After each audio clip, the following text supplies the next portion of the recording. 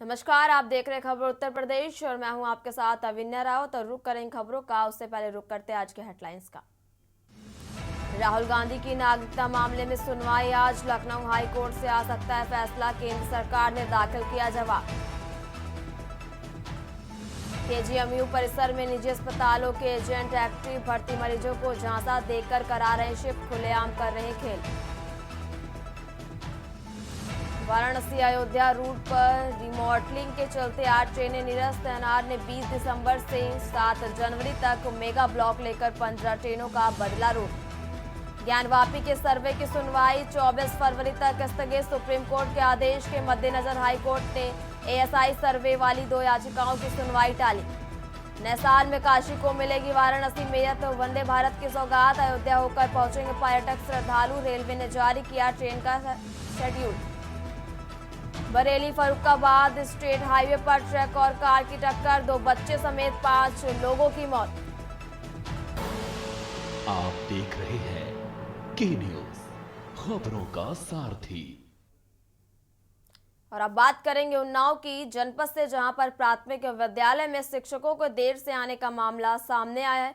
तो वहीं विद्यालय में 2 शिक्षक और 1 शिक्षा मित्र की तैनाती है, लेकिन कोई भी समय से विद्यालय नहीं आया।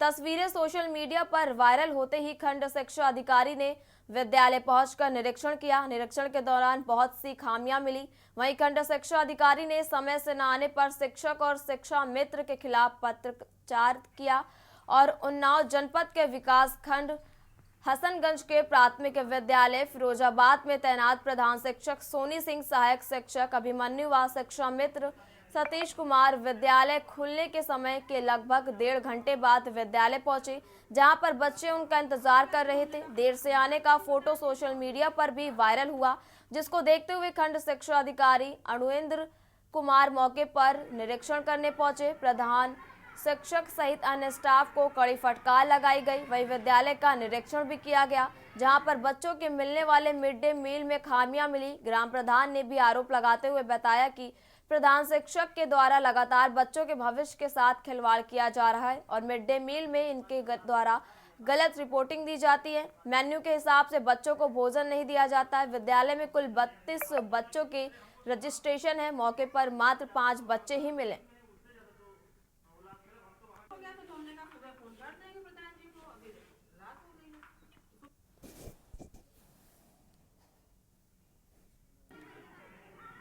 कि यहाँ पे शिक्षकों का देर से आना और देर से जब ये लोग आते हैं तो स्कूल का ताला बंद मिलता है, तो बच्चे वापस चले जाते हैं। वो कम उपस्थिति होने के बाद एमडीएम में ये लोग ज़्यादा संख्या बढ़ाते हैं। यही काफ़ी सब मामले हैं। बुधवार है, आज दूध बटना था तो दूध भी नहीं बटा है, बच्चों को फल वल भी नहीं मिलता है।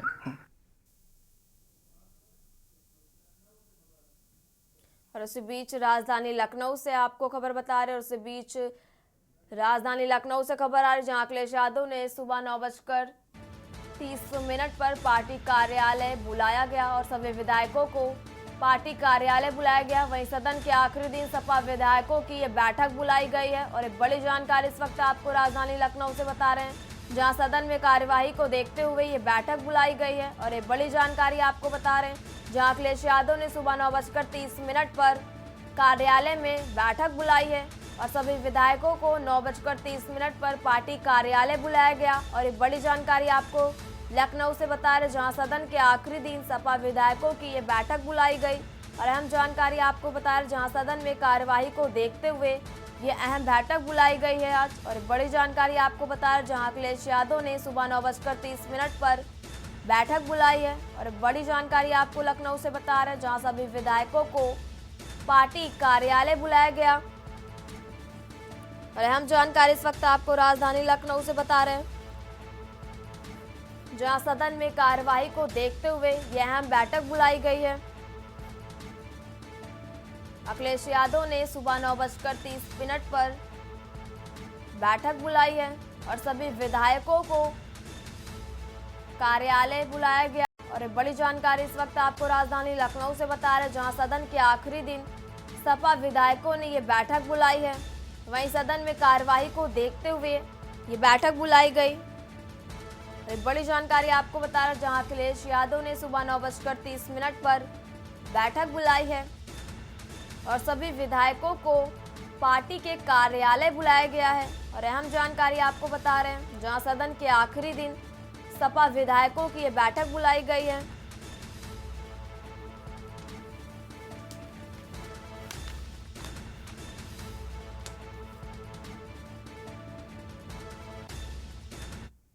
चलिए और अब बात कर रहे हैं सहारनपुर की, जहां नौकरी लगने के बाद पत्नी अपने पति को छोड़ दे, ये आपने सुना ही होगा, लेकिन इससे मिलता जुलता ही कुछ किस्सा सहारनपुर में देखने को मिला, जहां पर पति ने शादी के 12 साल बाद नौकरी लगने के बाद अपने 3 बच्चों सहित पत्नी को बीच मझधार में छोड़ दिया। अब महिला अपने 3 बच्चों को पालने के लिए चाय की दुकान पर काम कर रही है। आपको बता दें कि चाय की दुकान पर काम कर रही रेखा, जो कि कानपुर की रहने वाली है, और 2012 में हिंदू रीति रिवाज से बड़े ही धूमधाम से उसकी शादी हुई थी और सहारनपुर के रहने वाले सचिन से उसकी शादी हुई थी। रेखा बताती है कि शादी के 1 साल तक तो सब कुछ ठीक रहा, उसके बाद पति नशा करने लगा और घर चलाने के लिए उसको लोगों के घर बर्तन मांजने पड़े। पिछले 10 साल से वह लोगों के घरों पर काम कर अपने घर को चला रही है और बच्चों को पाल रही है। ससुर आईटीसी में होने के कारण रिटायरमेंट के बाद उनकी नौकरी सचिन को मिली थी। उनको उम्मीद थी कि नौकरी मिलने के बाद उसका परिवार खुशी खुशी रहेगा, लेकिन ऐसा नहीं हो सका। नौकरी लगते ही रेखा के पति सचिन ने रेखा और उसके 3 बच्चों को बीच मझधार में छोड़ दिया, जो कि आज किराए के मकान पर रह रहे। रेखा बताती है कि नौकरी लगने के बाद दहेज की भूख भी बढ़ गई है, इसलिए अब उनके लेवल तक पहुंचने के लिए 20 लाख रुपए की डिमांड की जा रही है। वहीं पति तलाक की बात कह रहा है। रेखा तलाक नहीं, अपने बच्चों के अपने परिवार के साथ देखना चाहती है।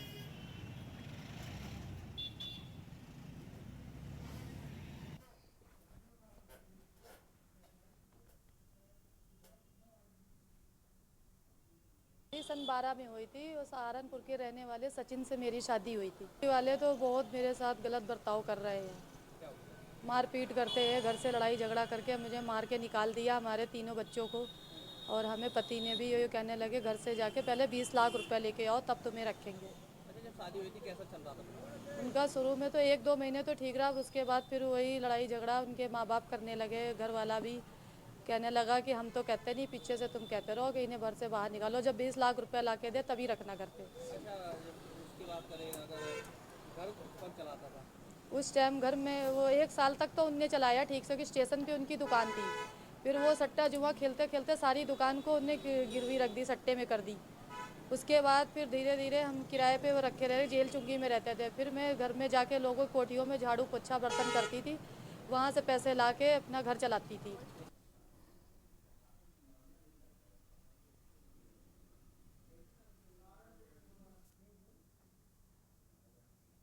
और इसी बीच सहारनपुर से खबर आ रही है और सहारनपुर से आपको बड़ी जानकारी बता रहे हैं। और इसी बीच सहारनपुर से, माफ कीजिएगा, शाहजहांपुर से खबर आपको बता रहे हैं, जहां एक ही परिवार के 5 लोगों की मौत। और एक बड़ी जानकारी आपको बता रहे हैं, जहां ट्रक ने कार को जोरदार टक्कर मारी।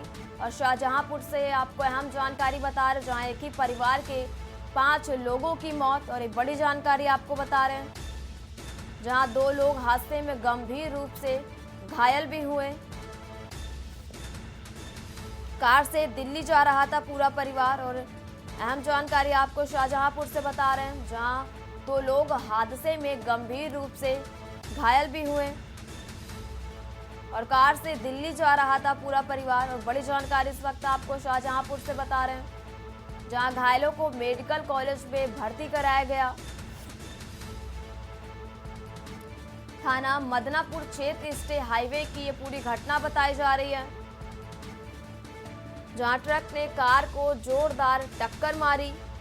और खबर इस वक्त आपको शाहजहांपुर से बता रहे, जहां एक ही परिवार के 5 लोगों की मौत, वहीं 2 लोग हादसे में गंभीर रूप से घायल बताए जा रहे हैं। और कार से दिल्ली जा रहा था पूरा परिवार। और बड़ी जानकारी आपको शाहजहांपुर से बता रहे हैं, जहां 2 लोग हादसे में गंभीर रूप से घायल बताए जा रहे हैं। तो वही कार से दिल्ली जा रहा था पूरा परिवार। और इस वक्त खबर आपको शाहजहांपुर से बता रहे, जहां घायलों को मेडिकल कॉलेज में भर्ती कराया गया।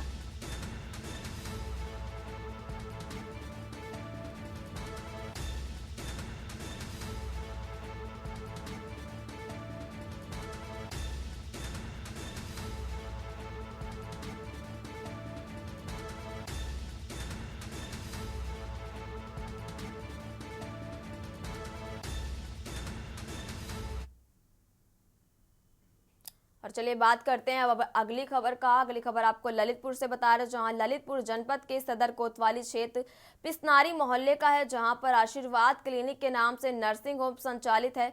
पुरुष एवं महिला डॉक्टर आयुर्वेद की डिग्री लेकर बिना मानक के डिलीवरी कराने का कार्य कर रहे हैं। क्लिनिक के संचालन डॉक्टर अजय जैन पर मृतक महिला के परिजनों ने गंभीर आरोप लगाए। उन्होंने कहा कि हमारी बहू की मौत होने पर डॉक्टरों की लापरवाही है, इसी कारण बहू की मौत हुई है, जिसका जिम्मेदार यहां का स्टाफ एवं डॉक्टर दंपत्ति हैं।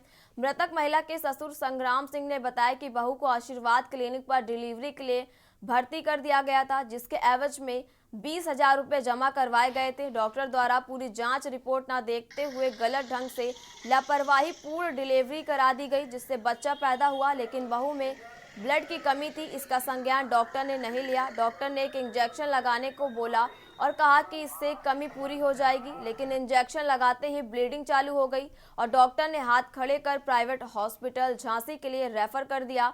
मेरे लिए कोई भी रेफर कागज नहीं बनाए, लेकिन यह पूरी घटना वहां लगे सीसीटीवी कैमरे में कैद हो गई।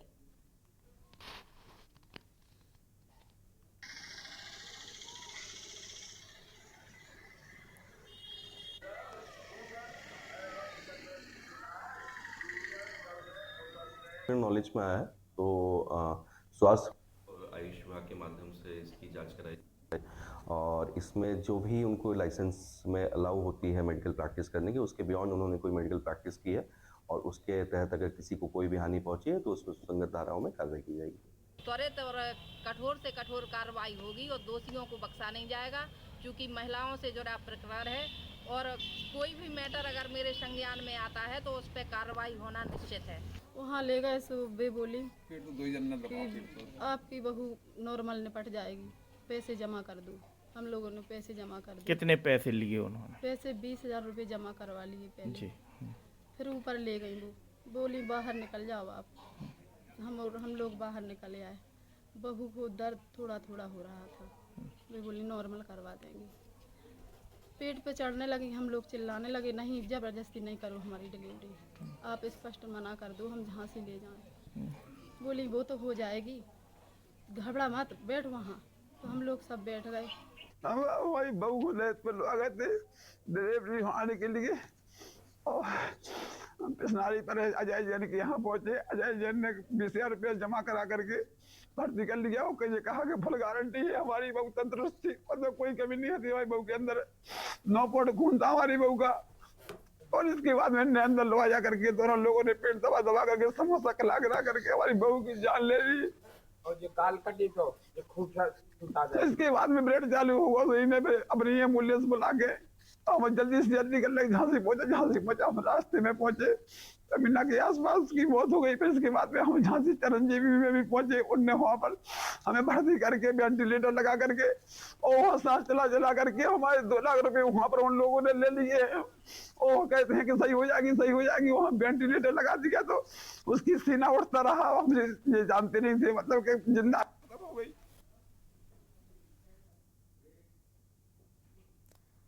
फिलहाल यहाँ रुकेंगे एक छोटे से ब्रेक के लिए। अब बात कर रहे हैं संभल की, जहां बहजोई इलाके में डीएम कार्यालय से केवल 100 कदम दूर दिन दिहाड़े अधिवक्ता की गोली मारकर हत्या कर दी गई और हमलावरों ने अधिवक्ता की हत्या करने के इरादे से एक के बाद 3 से 4 गोलियां चलाई। गोलीकांड की इस घटना से आसपास समूचे क्षेत्र में हड़कंप मच गया। वहीं गंभीर रूप से घायल अधिवक्ता को प्राथमिक उपचार दिलाने के बाद इलाज के लिए मुरादाबाद रेफर कर दिया गया, जहां चिकित्सकों ने अधिवक्ता को मृत घोषित कर दिया। पुलिस और फॉरेंसिक टीम ने घटनास्थल पहुंचकर व्यापक जांच पड़ताल की। हालांकि कोई प्रत्यक्षदर्शी पुलिस को हमलावरों के संबंध में जानकारी नहीं दे सका।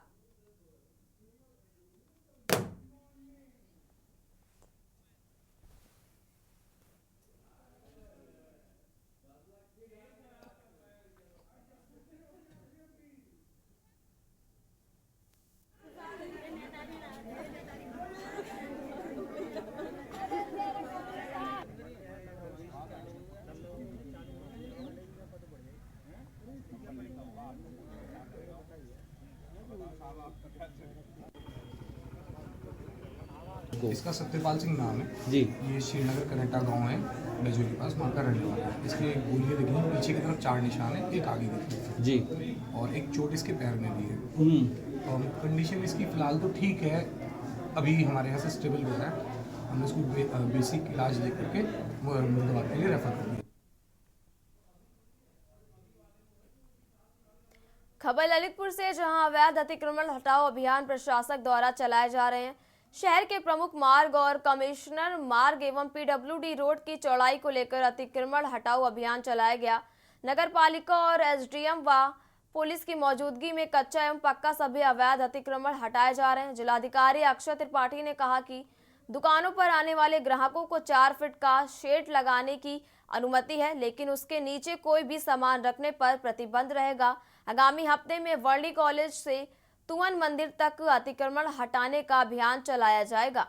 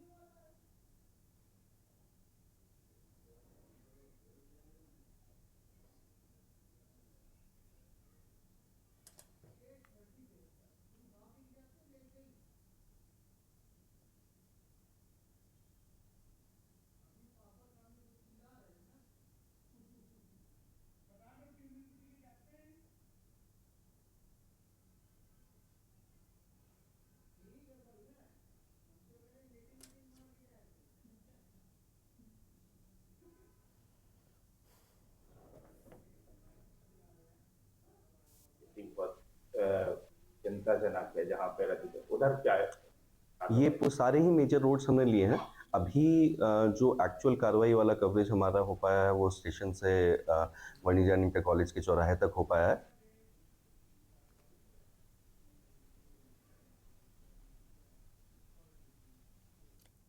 कानपुर पुलिस कमिश्नरेट की जन सुनवाई केंद्र में एक पीड़ित पत्नी ने अपने साथ हुए दुष्कर्म की शिकायत कर न्याय की गुहार लगाई है।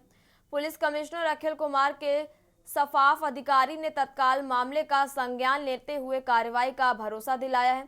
जानकारी के मुताबिक पीड़ित महिला ने बताया कि वह कानपुर कमिश्नरेट थाना चौबेपुर क्षेत्र के निगाहों ग्राम में की रहने वाली है और उसकी पति राम प्यारे अचानक गंभीर बीमारी से ग्रस्त होने के कारण पैसे की जरूरत को लेकर पति राम प्यारे की बकाया 3 माह का वेतन लेने गई तो मौजूद ने बकाया वेतन तो दिया नहीं और उसके साथ गाली गलौज कर उसको कमरे में घसीट कर ले गए और उसके साथ बारी बारी से दुष्कर्म किया, जिसको लेकर कानपुर पुलिस आयुक्त से न्याय की अपील की गई है।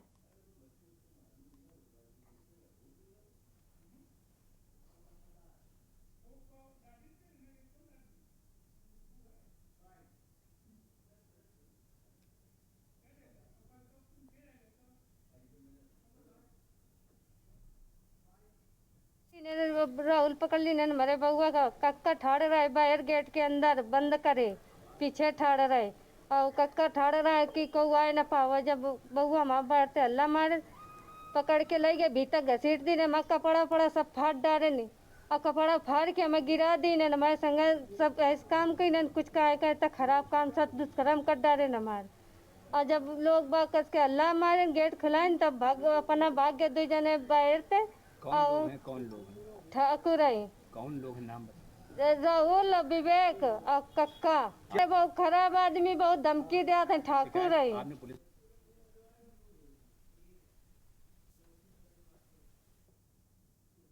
खबर उत्तर प्रदेश में फिलहाल इतना ही। आप देखते रहिए के न्यूज़ इंडिया। नमस्कार।